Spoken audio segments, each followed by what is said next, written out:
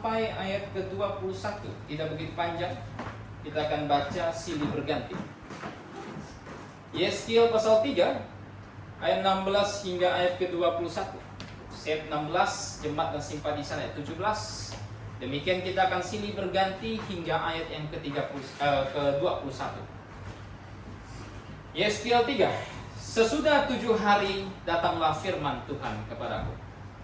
Hai anak manusia, aku telah menetapkan engkau menjadi penjaga kaum Israel.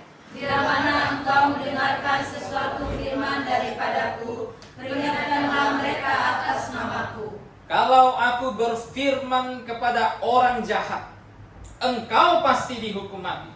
Dan engkau tidak memperingatkan dia, atau tidak berkata apa-apa untuk memperingatkan orang jahat itu dari hidupnya yang jahat, supaya ia tetap hidup. Orang jahat itu akan mati dalam kesalahannya, tetapi aku akan menuntut pertanggungan jawab atas nyawanya daripada. Tetapi jika engkau memperingatkan orang jahat itu, dan ia tidak berbalik dari kejahatannya, dan dari hidupnya yang jahat, ia akan mati dalam kesalahannya, tetapi engkau telah menyelamatkan nyawamu. Jikalau seorang yang benar berbalik dari kebenarannya, dan ia berbuat curang, dan aku meletakkan batu sandungan di hadapannya, ia akan mati. Oleh karena engkau tidak memperingatkan dia, ia akan mati dalam dosanya, dan perbuatan-perbuatan kebenaran yang dikerjakannya tidak akan diingat-ingat. Tetapi aku akan menuntut pertanggung jawab atas nyawanya daripadamu. Tetapi jika engkau memperingatkan orang yang benar itu, supaya ia jangan berbuat dosa, dan memang tidak berbuat dosa, ia akan tetap hidup, sebab ia mau menerima peringatan, dan engkau telah menyelamatkan nyawamu. Baik, mari kita berdoa. Bapa di dalam kerajaan sorga, kami mengucap syukur atas kasih setiamu. Engkau memelihara firman-Mu, sehingga pada hari ini kami dapat membacanya, sehingga pada hari ini kami dapat mempelajarinya. Ya Bapa, berikan kami hikmah, agar kami dapat memahami firman-Mu dengan baik, agar kami semakin dewasa di dalam Tuhan kami Yesus Kristus ketika kami mempelajari, agar sekiranya Roh Kudus membantu kami untuk menerapkan apa yang kami pelajari ke dalam hidup kami, sehingga sekiranya lewat pembelajaran firman-Mu, lewat penerapan firman-Mu, kami dapat menjadi terang dan garam bagi dunia ini. Terima kasih Bapa. Berkati juga hamba-Mu dengan hikmah, agar sekiranya ketika hamba-Mu mengajar, dapat mengajarkan kebenaran dan bukan kesesatan. Terima kasih Bapa. Hanya di dalam nama Tuhan kami Yesus Kristus, kami sudah berdoa dan mengucap syukur. Amin. Baik. Jadi Yeskiel ditugaskan oleh Tuhan. Ini tugas yang sangat menarik, tugas yang sangat penting waktu itu. Dan satu tugas yang harus diemban oleh semua orang percaya sepanjang zaman. Tugas apa itu? Tugas untuk menjadi seorang penjaga. Tugas untuk menjadi seorang penjaga. Berbeda dengan Kain. Ketika ditanya sama Tuhan, "Di mana adikmu?" Dia berkata, "Memangnya saya yang tukang jaga adik saya terus," gitu kan. "Memangnya saya yang ngurus dia terus," gitu. Tetapi untuk sepanjang zaman, Tuhan menginginkan orang percaya itu menjadi penjaga, seperti Yeskiel. Penjaga itu apa? Penjaga itu seseorang yang ditempatkan pada zaman itu ya, ditempatkan di sebuah menara. Sengaja ditempatkan di sebuah menara, karena itu posisi paling tinggi. Kemudian tugas penjaga waktu itu ngapain? Mereka bukan tugasnya cuma makan tidur begitu. Kurang kerjaan gue cuma makan tidur di atas sana. Tugas mereka adalah mereka mesti melihat, mengawasi. Adakah serangan yang dilancarkan musuh kepada kota tersebut? Adakah orang-orang yang tiba-tiba ingin berbuat jahat menyerang kota tersebut? Dan tugas penjaga ngapain? Tugas penjaga itu memperingatkan agar sekiranya orang-orang yang tinggal di kota itu tetap aman. agar sekiranya orang-orang yang tinggal di kota itu tidak binasa ketika musuh datang menyerang. Makanya penjaga tuh mesti orang yang sangat sangat ulet. Bukan orang yang hehehe hahaha, bukan. Penjaga nggak bisa orang macam begitu. Tidak bisa. Penjaga mesti orang yang punya hati. Yang punya hati untuk memperhatikan setiap orang yang ada di kota tersebut agar jangan sampai binasa. Itu tugas penjaga. Nah, saudara sekalian, itu tugas penjaga secara jasmani ya pada masa. Tetapi penjaga rohani, nah ini yang dibutuhkan, juga memiliki tugas yang serupa. Tugasnya adalah memperingatkan umat Tuhan agar jangan sampai mereka melangkah terus kepada kesalahan. Agar jangan sampai mereka terus berjalan menuju ke tempat yang berisikan hukuman kekal. Agar jangan sampai mereka binasa. Itu tugas penjaga secara rohani. Mirip dengan penjaga jasmani. Nah, Yeskiel disuruh sama Tuhan untuk menjadi penjaga rohani ini. Nah, saudara, hari ini kita mau belajar tentang hal ini. Sangat penting itu. Kita mau belajar tentang seorang penjaga. Saya beri judul khotbah saya, Yeskiel sebagai seorang penjaga. Nah, ada banyak hal yang kita bisa pelajari tentang penjaga. Hal yang pertama yang perlu kita pelajari tentang penjaga. Hal yang pertama kita pelajari. Apa yang mesti dilakukan sebagai seorang penjaga? Hal pertama, seorang penjaga mesti memperingatkan semua orang tentang datangnya penghakiman Tuhan. Coba kita lihat dalam Yeskiel pasal 3 ayat 18. Ayat 18 saya bacakan. Kalau aku berfirman kepada orang jahat, engkau pasti dihukum mati, dan engkau tidak memperingatkan dia, atau tidak berkata apa-apa untuk memperingatkan orang jahat itu dari hidupnya yang jahat, supaya ia tetap hidup, orang jahat itu akan mati dalam kesalahannya, tetapi aku akan menuntut pertanggungjawab atas nyawanya daripadamu. Tugas seorang penjaga paling pertama, memperingatkan semua manusia akan datangnya hukuman dari Tuhan. Yeskiel bagaimana cara dia peringatkan orang Israel waktu itu? Bagaimana caranya? Sederhana. Dia datang ke hadapan bangsa Israel, memberitakan firman Tuhan, memberitahukan apa yang Tuhan ajarkan dalam Tauratnya, memberitahukan kepada bangsa Israel waktu itu mereka sudah menyimpang dari hadapan Tuhan dan mesti bertobat. Ini yang harus dia lakukan oleh Yeskiel. Nah, saudara, ini pun harus dilakukan oleh semua orang percaya sepanjang zaman. Karena Tuhan tak mungkin menempatkan penjaga itu orang yang tak kenal Tuhan, tak mungkin. Kenapa saudara tak mungkin? Karena orang yang tak kenal Tuhan, bagaimana dia bisa peringatkan akan datangnya hukum Tuhan? Tak mungkin. Dia sendiri orang yang berada di bawah hukuman. Dia sendiri orang yang akan binasa. Dia sendiri orang yang akan menderita api kekal di dalam neraka. Bagaimana dia bisa memperingatkan manusia bahwa akan datang hukuman dari Tuhan? Makanya Tuhan pakai orang percaya. Dia tempatkan mereka sebagai penjaga. Bukan hanya hamba Tuhannya, tetapi semua orang percaya. Tuhan pakai mereka untuk memperingatkan kepada semua orang bahwa hukuman dari Tuhan sedang datang mendekat. Nah, saudara, pertanyaannya, kenapa hukuman Tuhan itu datang mendekat? Kan begitu.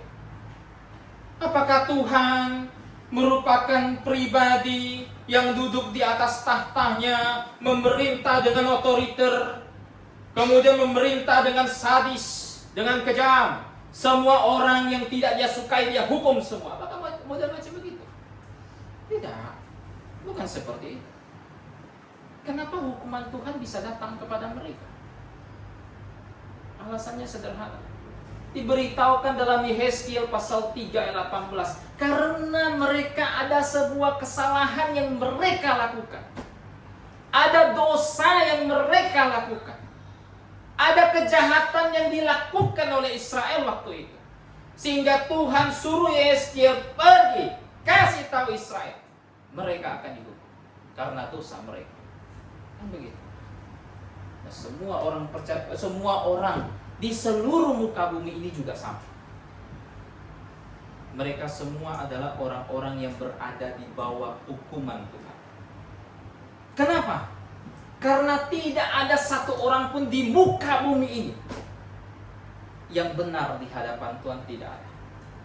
Tidak ada satu orang pun di muka bumi ini yang tidak berdosa di hadapan Tuhan. Semuanya berdosa. Apa yang Tuhan katakan dalam Roma pasal 3? Kita lihat Roma pasal 3. Roma 3 ayat ke-10. Apa yang dikatakan Tuhan di situ? Dikatakan seperti ada tertulis.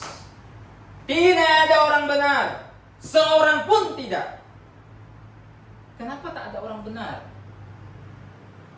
Banyak nggak orang baik di luar sana? Banyak ya. Kebaikan ditebar oleh berbagai macam orang. Ada banyak kebaikan di luar sana. Tapi Tuhan tidak berkata tidak ada orang baik. Tidak, Tuhan tidak katakan itu. Orang baik ada. Tapi yang Tuhan katakan tidak ada orang benar. Kenapa tak ada orang benar? Karena tak ada satupun manusia di muka bumi ini yang dapat mencapai standar kebenaran Tuhan. Yang dapat mencapai standar kebenaran Tuhan. Rabu malam ini kita pembelajaran Mazmur setiap Rabu malam. Kita pernah belajar tiba satu Mazmur. Kita pernah belajari. Pemazmur nanya, siapa yang bisa naik ke gunung Tuhan? Siapa yang bisa tinggal bersama Tuhan? Pemazmur jawab apa? Orang yang suci hatinya. Orang yang tangannya amat bersih. Nah saudara, adakah manusia seperti itu? Manusia yang paling baik sekalipun, hatinya tetap di hadapan Tuhan tidak bersih. Tidak bersih. Kok bisa? Manusia benci sesamanya saja, itu sudah salah. Hatinya sudah tidak bersih di hadapan Tuhan.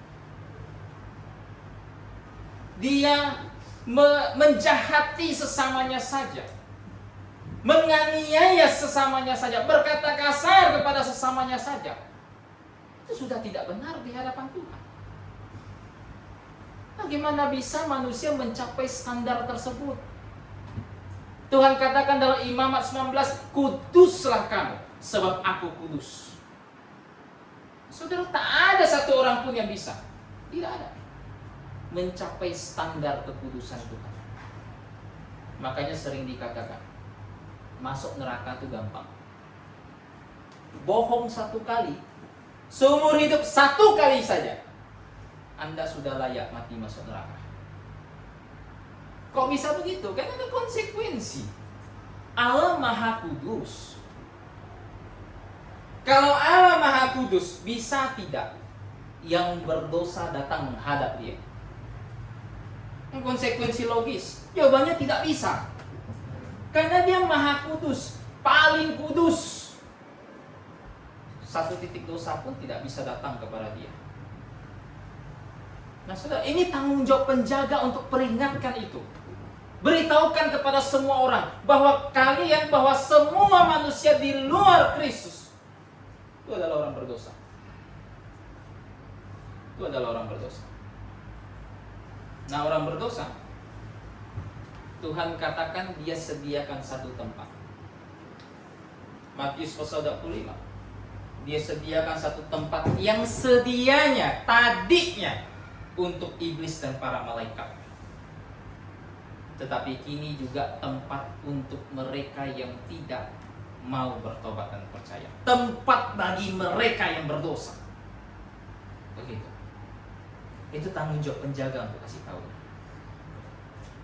Nah, tanggung jawab penjaga juga kasih tahu. kepada mereka yang berdosa itu. Bagaimana cara mereka lepas dari hukuman tersebut? Ini juga tanggung jawab penjaga. Kan begitu. Dia bukan hanya peringatkan ada bahaya yang datang, tapi dia mesti kasih tahu kepada semua orang bagaimana lepas dari bahaya tersebut. Nah saudara, bagaimana lepas dari hukuman Tuhan? Buat baik kah? Enak benar. Ya kan? Buat baik, sumbang sana, sumbang sini, bantu orang, pengemis di jalan dikasih uang, enak benar, masuk surga caranya begitu. Saudara, perbuatan sebaik apapun yang mungkin bisa dilakukan manusia tidak dapat mencapai apa yang Tuhan inginkan. Saya ulang, perbuatan baik sebaik apapun manusia takkan mungkin mencapai apa yang Tuhan inginkan. Yang Tuhan inginkan tahu nggak apa? Yang Tuhan inginkan itu kesempurnaan, kekudusan yang sempurna, kebenaran yang sempurna. Mustahil dilakukan manusia. Tuhan sendiri kasih standar. Matius pasal 5. Kata Tuhan apa? Jika kamu mengasihi sesamamu, kamu mengasihi keluargamu, kamu mengasihi orang yang mengasihi kamu. Apa kata Tuhan? Apa kata Tuhan bilang? Bagus. Apa Tuhan ngomong gitu?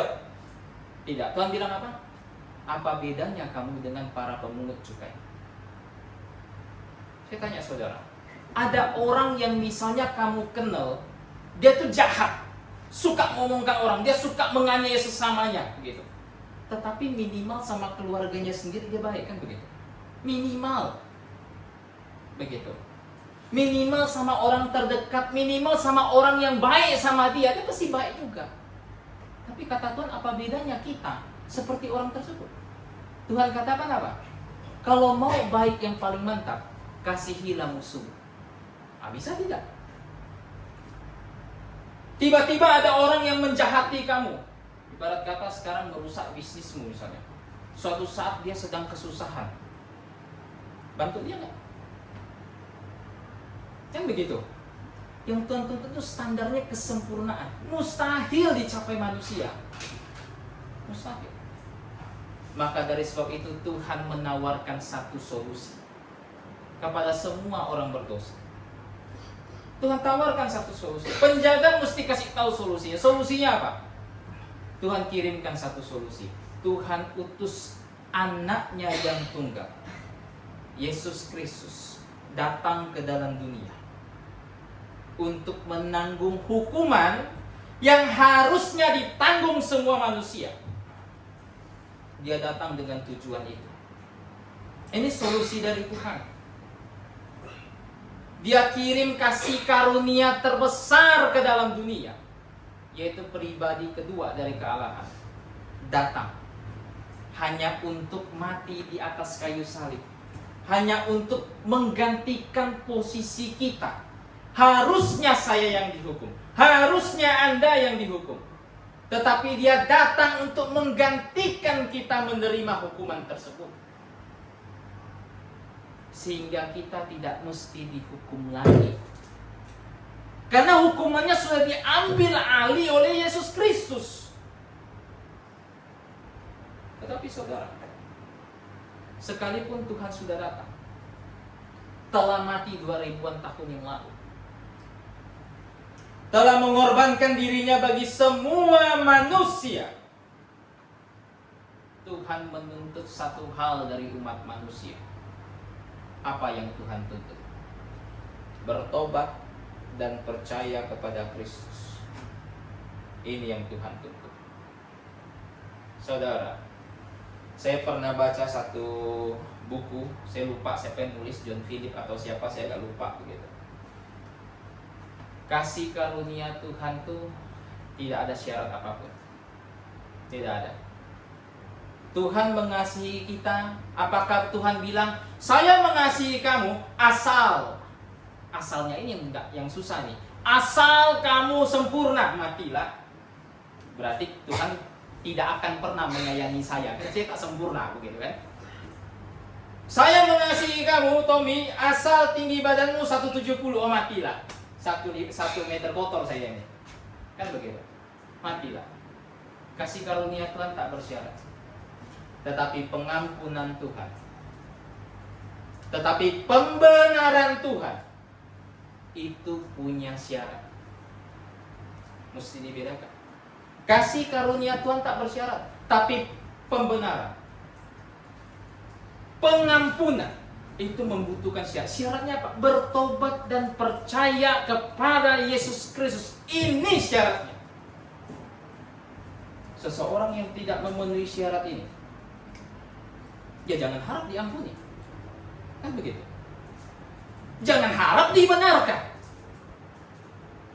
Jangan harap nanti ketika berada di hadapan Tuhan sebagai pengadil, kemudian mengharapkan Yesus datang dan berkata, dia sudah dibenarkan.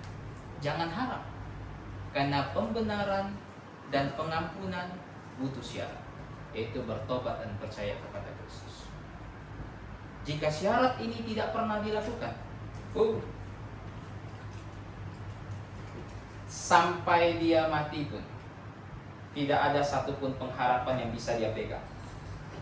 Hanya satu tempat yang pasti, yaitu neraka. Saudara, neraka lebih pasti daripada besok. Saya kasih tahu. Besok belum tentu terjadi. Betul tak? Kita hari ini masih hidup, belum tentu besok hidup. Tapi neraka itu pasti. Tak ada yang lebih pasti di muka bumi dari neraka. Bagi siapapun yang tak mau bertobat dan percaya kepada Kristus. Nah, ini tanggung jawab dari penjaga untuk memberitakannya. Nah, itu yang pertama. Nah, sekarang bukan hanya itu saja. Tugas seorang penjaga memberitahukan bahwa hukuman Tuhan akan datang menimpa semua manusia. Tetapi penjaga juga mesti memberitakan firman Tuhan. Tanggung jawab penjaga. Penjaga juga harus memberitakan firman Tuhan. Lihat di Yeskiel 3:17. Kita mundur satu ayat. Dikatakan begini. Hai anak manusia, aku telah menetapkan engkau menjadi penjaga kaum Israel. Bila mana engkau mendengarkan sesuatu firman daripadaku, peringatkanlah mereka atas namaku. Nah, saudara, seorang penjaga itu tak boleh memberitakan apa yang hanya dia pikirkan saja. Nggak boleh. Memberitakan apa pendapat dia. Tidak boleh. Seorang penjaga yang Tuhan angkat mesti memberitakan firman Tuhan. Nah, saudara, sering saya katakan di mimbar ini, kekristenan itu ada banyak. Umatnya jutaan-jutaan. Kan begitu. Sangat banyak begitu. Umat terbanyak, saya nggak tahu urutan nomor 2 apa nomor 1 sekarang. Orang-orang yang menganut atau menyandang nama Kristen. Tapi saudara, permasalahannya adalah tidak semua gereja memberitakan firman Tuhan. Ini titik persoalan. Titik persoalan. Gak usah jauh-jauh. Ada Mia nggak sini? Mau ngajar sekolah minggu dia. Satu kali karena urusan kampus, dia diwajibkan ikut acara persekutuan. Ikut acara persekutuan, kemudian dia dengar seorang pengkhotbah diundang datang khotbah. Ini Mia jemaat kita nih, bukan saya. Dia buat satu status di WA dia, saya lihat, kebetulan saya lihat. Dia bilang begini, apa yang diberitakan pengkhotbah itu tidak ada satupun yang berkaitan dengan firman Tuhan. Yang dia beritakan hanyalah motivasi hidup. Yang dia beritakan hanyalah berupa nasihat-nasihat psikologi. Hanya itu yang dia beritakan. Dia mengutip firman Tuhan, dia mengutip firman Tuhan. Tapi firman Tuhan tak ada yang dia bahas. Ini Mia pemudi kita, yang komentar, bukan saya. Kalau saya komentar lebih banyak lagi yang dikomentar kan begitu. Ini skala Mia begitu. Anda bisa bayangkan berapa banyak gereja model begitu, yang dipimpin oleh satu orang yang berdiri di mimbar, buka ayat, kemudian cerita sana, cerita sini, ketawa sana, ketawa sini, kemudian memberitakan, bukan memberitakan sih, kasih kabar. kalau dia habis dari Singapura, kalau dia habis jalan kemana, dia habis ke sana ke sini.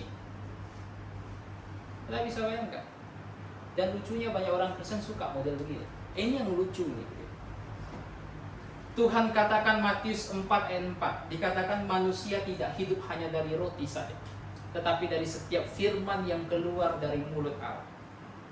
Tapi zaman sekarang manusia lebih apa? Saya bisa hidup dari motivasi, saya bisa hidup dari apa begitu, dari cerita gembala saya bisa hidup dari pengalaman gembala saya. Tuhan katakan tak ada yang bisa hidup dari apapun selain dari firman Tuhan. Tidak. Ini yang menjadi perbedaan jelas antara kita dengan banyak gereja yang lain. Apa perbedaannya, saudara? Menjunjung firman Tuhan. Bedanya di sini. Menjunjung firman Tuhan sebagai satu-satunya otoritas. Ini membedakan kita dengan banyak orang Kristen yang lain. Saya katakan. Saya tergabung dalam satu grup. Isinya segiring kepala saya. Salah satu orang yang di dalam grup tersebut berbarengan dengan saya, dia ngomong begini. Alkitab itu bukan otoritas. Alkitab itu banyak salahnya. Karena banyak salahnya, tidak bisa kita junjung menjadi otoritas bagi kita. Saya kan bingung sama dia. Dia rajin posting artikel yang dia buat. Dia nulis artikel tentang penjelasan firman Tuhan. Kenapa kau tulis begitu kan? Alkitab bukan otoritas bagi kamu. Alkitab bisa salah. Kamu mendasari hidup kamu dengan sesuatu yang bisa salah. Kenapa kau capek-capek tulis? Banyak orang yang modelnya seperti ini. Saya diundang ngajar di Untang 2 minggu sekali dalam satu komunitas Kristen kecil. Saya ajarkan kepada mereka tentang mengapa firman Tuhan bisa jadi satu-satunya otoritas. Sepanjang hidup mereka jadi Kristen, mereka baru pertama kali dengar Alkitab tuh tidak ada salahnya ya. Anda bisa bayangkan pemuda-pemudi gereja yang akan menjadi penerus iman, penerus pekerjaan Tuhan di bumi ini, tidak ngerti masalah itu. Anda bisa bayangkan? Saya ajar mereka 2 minggu sekali. Kok beda ya Pak dengan apa yang diajarkan dengan pemimpin kami? Ya beda, saya bilang. Yang saya ajarkan semuanya berotoritas pada firman Tuhan. Tapi Pak, di gereja kami juga ngutip Alkitab kok. Saudara, ada satu penulis pernah ngomong begini. Ngutip Alkitab belum tentu Alkitabiah. Anda paham tidak? Ngutip Alkitab belum tentu Alkitabiah. Iblis pernah ngutip Alkitab tidak?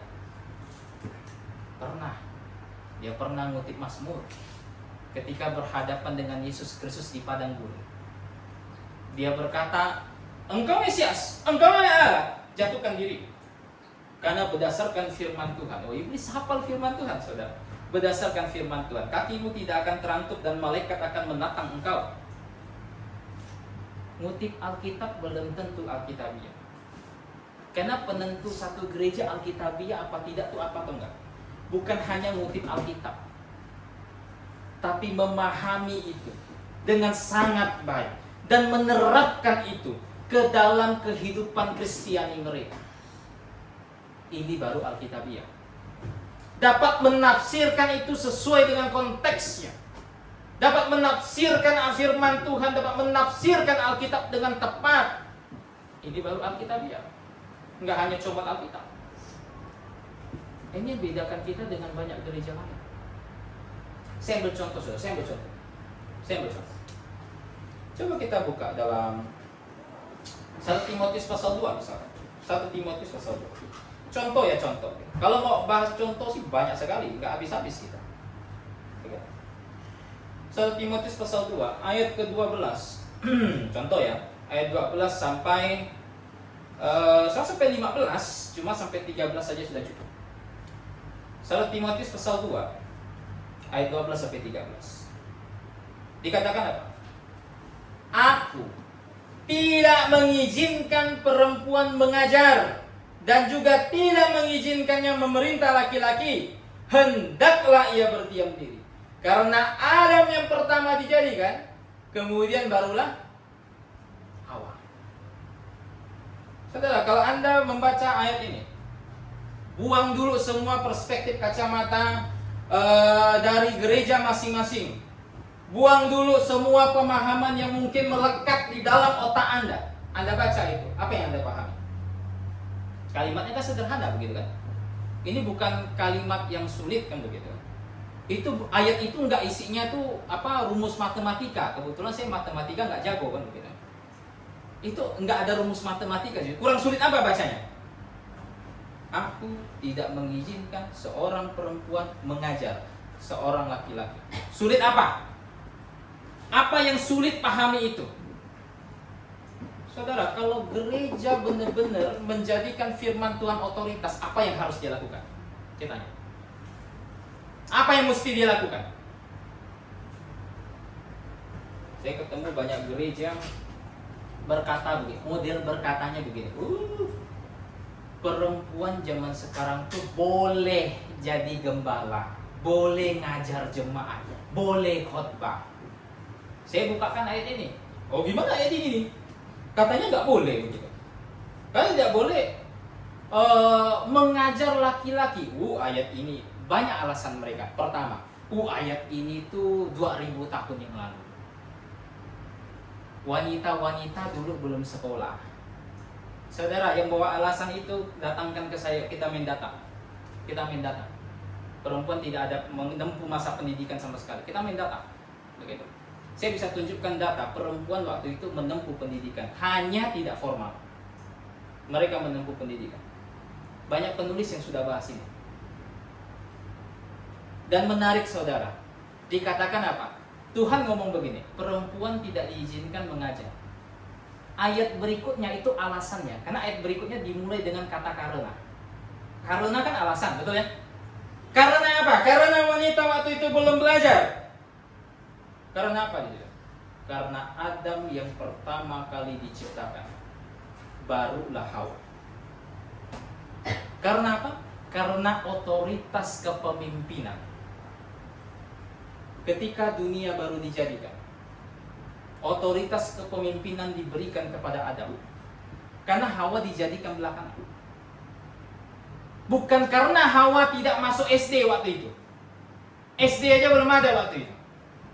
Bukan. Tetapi karena otoritas kepemimpinan diberikan kepada Adam. Makanya karena alasan ini Tuhan katakan, perempuan tidak boleh mengajar laki-laki dalam pertemuan jemaat. Kurang jelas apa kan begitu? Ada yang matanya masih sangat tertutup, buta sekali. Berkata begitu. Itu kan tulisan Paulus 2000 tahun yang lalu. Sekarang 2025. Beda zaman, beda kultur, ya kan? Dulu tidak ada apa misalnya, dulu tidak ada mall, sekarang ada mall. Ya. Beda zaman, beda prinsip. Saudara, orang-orang seperti ini tak pernah baca Alkitab, tahu? Apa yang Tuhan katakan dalam 1 Timotius pasal 6? 1 Timotius pasal 6 ayat 14. 1 Timotius 6:14. Ini prinsip bahwa Alkitab itu relevan untuk sepanjang zaman. 1 Timotius 6:14 dikatakan apa? Turutilah perintah ini. Yang disuruh turuti apa? Perintah ini. Dengan tidak bercacat dan tidak bercela. Sampai kapan? Sampai Paulus mati? Tidak. Sampai kapan? Hingga pada saat Tuhan kita Yesus Kristus menyatakan dirinya. Saya mau nanya. 1 Timotius 6 ayat 14. Dengan perintah Tuhan di 1 Timotius 2 yang tadi kita baca. Yang mana yang merupakan penutup? Kamu nanya. Yang mana yang merupakan penutup? Pasal 2, pasal 6. Pasal 6 ya. Kan logika anak-anak kan pasal 6 begitu. Bahkan setelah pasal 6 selesai sudah 1 Timotius kan begitu. Pasal 6 penutup. Nah, saya mau nanya lagi. Sebelum pasal 6 banyak nggak perintah Tuhan di 1 Timotius? Banyak tidak? Banyak. Banyak sekali. Ada perintah untuk mengatur kepemimpinan jemaat, perintah untuk bagaimana hidup dalam berjemaat, perintah untuk bagaimana kita mengurus janda-janda tua yang mungkin ada di dalam jemaat, itu semua ada perintah. Di dalam penutup tersebut, pasal 6 Tuhan katakan apa? Turuti perintah ini dengan tak bercacat sampai Tuhan Yesus Kristus datang kembali. Sekarang saya mau nanya, Yesus sudah datang? Sudah datang belum dia? Hah? Sudah datang? Belum ya? Kalau sudah datang, saya nggak di bumi lagi, saya sudah terangkat ke surga. Yesus belum datang untuk kedua kalinya. Belum. Karena belum datang, berarti apa? Kesimpulannya, turuti perintah ini dengan tak bercacat dan tak bercorak sampai Tuhan datang kembali. Sampai Tuhan datang kembali. Kalau belum datang, ya turuti. Sederhana. Saudara, ada gereja, contoh lagi, ada orang Kristen ngajarkan begini. Saya masih punya waktu sedikit lagi. Ngajarkan begini. Baptisan yang benar tuh bukan dengan cara diselam. Ada yang ngajarkan, bukan dengan cara diselam. Baptis itu nggak mesti orang dewasa, mestinya bayi yang dibaptis boleh juga. Ada nggak orang Kristen ngajar begitu? Saya nanya. Ada nggak? Ada ya, begitu. Terus saya mau nanya, apa yang Alkitab ajarkan tentang hal ini? Kan begitu. Bukan apa yang diajarkan oleh saya, bukan apa yang diajarkan oleh orang Kristen di luar sana. Apa yang Tuhan katakan? Karena kan seorang penjaga mesti memberitakan firman Tuhan, bukan firman dia. Apa yang Alkitab katakan? Coba kita lihat dalam Kisah Rasul 8. Kisah Rasul 8. Kalau mau bahas habis ini nggak ada habis-habisnya ini. Begitu. 36-37. Kisah Rasul 8 ayat 36-37. Dikatakan apa di situ? Saya bacakan. Kisah Rasul 8 ayat 36-37. Mereka melanjutkan perjalanan mereka dan tiba di suatu tempat yang ada air. Lalu kata sida-sida itu, lihat, di situ ada air. Apakah halangannya jika aku dibaptis? Sahut Filipus, jika Tuhan percaya dengan segenap hati, boleh apa nggak boleh? Boleh. Jawabnya, aku percaya bahwa Yesus Kristus adalah anak Allah. Akhirnya dia dibaptis. Terus kasih menanya dia. Sida-sida Ethiopia diinjili Filipus memakai kitab Yesaya. Setelah diinjili panjang lebar, tak bisa tidak. Allah yang benar adalah Allah Israel. Tak bisa tidak. Yesus Kristus adalah Sang Mesias itu. Nah, Filipus, kebetulan ada air ini. Apa halangannya aku dibaptis? Ada nggak halangannya, saudara? Ada. Karena kata Filipus apa? Filipus kasih syarat masalahnya. Jika Tuhan percaya segenap hati, boleh tak boleh? Boleh. Artinya apa? Kalau Tuhan tidak percaya segenap hati, boleh tidak boleh? Enggak boleh ya, karena tidak percaya segenap hati. Kalau Tuhan belum percaya, boleh enggak? Enggak boleh, karena syaratnya apa? Jika Tuhan percaya segenap hati. Belum percaya, boleh enggak dibaptis? Pertanyaan terakhir. Kalau ada orang yang belum bisa percaya, boleh enggak dibaptis? Enggak boleh. Logikanya kan begitu. Sekarang tiba-tiba siapa punya anak, kemudian maju ke depan antar anaknya ke saya, kemudian saya bilang, jemaat, gimana kita baptis dia? Jemaat harusnya berseru gini, tanya dulu Pak, dia sudah percaya segenap hati apa belum? Karena jika sudah percaya segenap hati, tanyalah bayi itu. apakah engkau sudah percaya dengan segenap hati bahwa Yesus adalah anak Allah yang hidup, bahwa dia telah mati menggantikan kita semua, bahwa dia adalah Tuhan dan satu-satunya juru selamat? Dia jawab. Kalau dia bilang ya saya percaya, saya baptis, ya nggak ada masalah. Betul nggak? Betul nggak? Kalau dia bisa jawab, masalahnya bayi itu akal budinya untuk tahap tertentu tidak sama dengan kita. Jangankan menjawab semua pertanyaan saya, kata jika saja belum tentu, bukan belum tentu, pasti nggak tahu. Kenapa pula ada gereja yang baptis bayinya? Saya bingung, gereja yang baptis bayi, ada nggak sih dia nanya bayinya kan, apakah engkau percaya dengan segenap hati? Harusnya ditanya, karena syaratnya ada. Makanya pembaptisan yang benar menurut firman Tuhan, bukan menurut saya, menurut firman Tuhan, hanya orang dewasa yang setelah percaya dengan segenap hati yang boleh dibaptis. Caranya bagaimana? Nggak mesti selam, Pak. Boleh percik, boleh tuang, boleh pakai apa misalnya. Kalau belum ada sih yang pakai sembur ya. Kalau ada yang pakai sembur mungkin buat metode baru dia. Minum air itu sembur sama dia. Oh itu. Begitu. Ada yang bilang nggak mesti selam, mestinya dipercik begitu. Nah saudara, Anda tahu tidak? Kata baptis yang muncul di dalam lembaga Alkitab Indonesia sebenarnya itu bukan kata yang diterjemahkan. Anda tahu tidak? Itu bukan kata yang diterjemahkan. Itu kata Yunani yang dialih hurufkan. Saya ulangi, itu kata Yunani yang dialih hurufkan dari kata baptizo. Cuma ke Indonesia Z-nya itu jadi S karena sama-sama keluarga sibilan. O-nya hilang. Karena O dalam bahasa Yunani di baptizo itu kata ganti orang. Nah, Anda tahu nggak? Itu nggak diterjemahkan. Nah, kalau saya tanya kepada Anda semua, terjemahkan untuk saya, baptis itu artinya apa? Apa arti kata baptis? Arti kata baptis apa? Masuk ke dalam air. Ini arti kata baptis. Diselamkan. Dalam Injil Markus terkadang diterjemahkan mencuci. Tapi cucinya bukan kayak kita, buka keran. Zaman itu nggak ada keran. Ketika kata baptis diterjemahkan mencuci, itu maksudnya tuh barangnya dicuci, tapi barang itu dimasukkan ke dalam air. Ketika diterjemahkan menjadi apa? Mencuci. Esensinya sama, mesti masuk ke dalam air.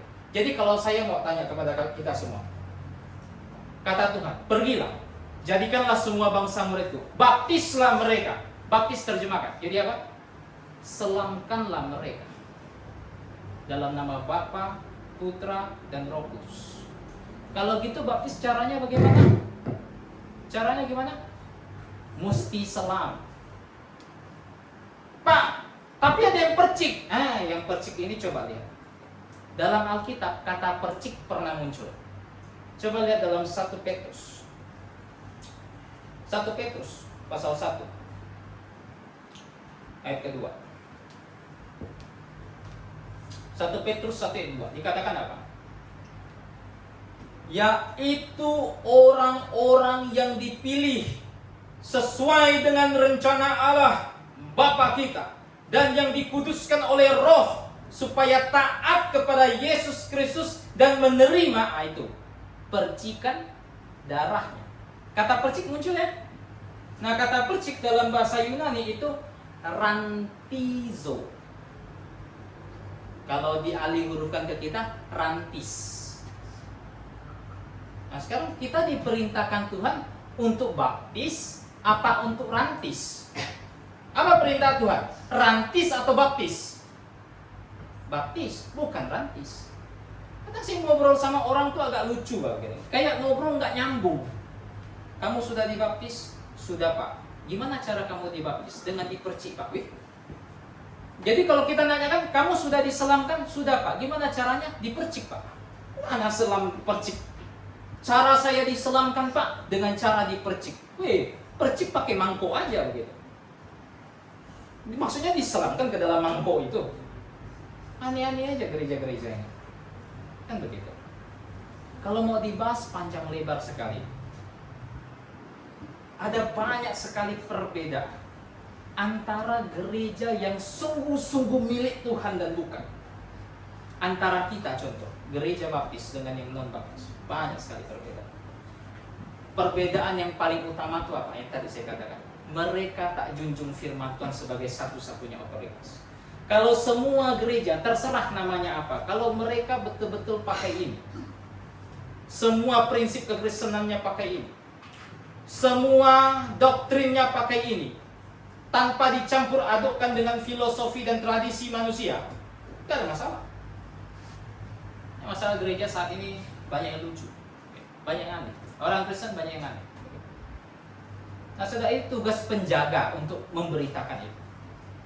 Nah, semua ada banyak sekali tugas penjaga. Mau dibahas panjang lebar juga bisa, cuma karena waktu itu. Ya, kita hanya lihat dua hal ini saja, dua hal penting. Penjaga mesti memberitahukan bahwa ada hukuman Tuhan yang datang kepada semua manusia. Dan penjaga mesti memberitakan firman Tuhan. Nah, ini tanggung jawab penjaga, bukan hanya saya. Saya penjaga, tetapi bukan hanya saya. Kita semua penjaga. Kita semua punya tanggung jawab memperingatkan saudara seiman. Jika mereka sudah mulai mengarah kepada dosa, jika mereka sudah mulai mengarah kepada doktrin yang sesat, peringatkan mereka. Nyawa mereka tanggung jawab kita masing-masing. Begitu. Oke? Jadi mudah-mudahan pemberitaan singkat ini dapat mendewasakan iman kita, membuat kita semakin mengerti apa yang Tuhan tugaskan kepada kita, dan membuat kita semakin memahami bahwa Tuhan memerlukan pekerja-pekerja yang sungguh-sungguh mau bekerja bagi ladang. Minta kesediaan Saudara Jesma pimpin doa, silakan. Mari kita berdoa. Bapa kami di sorga, kami sangat bersyukur Tuhan